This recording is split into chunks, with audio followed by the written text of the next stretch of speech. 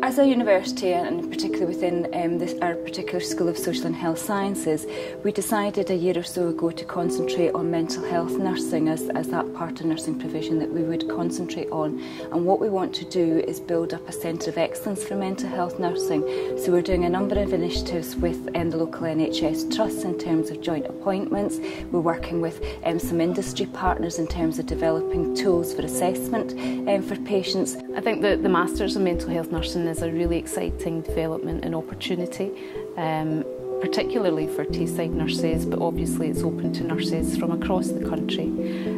It's the first Masters specifically in mental health nursing, so I would hope that this would encourage a wide range of nurses applying for the course.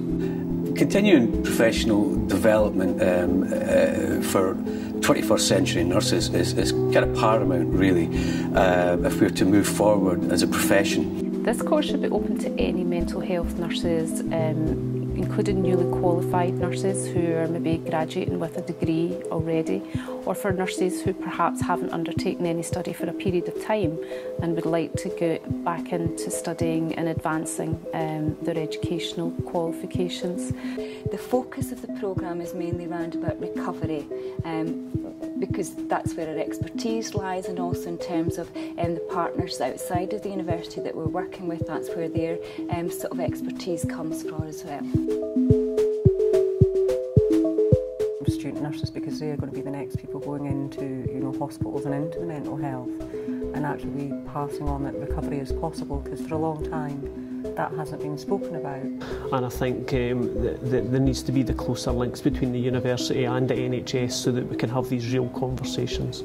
The module I'm teaching on the Masters programme is Crisis Intervention and Resolution, and that's really focused on the fact that there's been a significant development in crisis services throughout the UK and more recently in Scotland, and it's an area that it's kind of blossoming, I suppose, To ensure that, say, we have a workforce with a skill set which is appropriate for the needs of the population at this point in time, particularly their health needs, and in this particular area their mental health needs. And so therefore that's what we've centred the programme on. In terms of the strategy which is driving the programme, that's where we're coming from. But in terms of, say, we hope that the programme will be current for practitioners, but also will stimulate their thought processes in terms of, again, how they might be able to change or challenge practice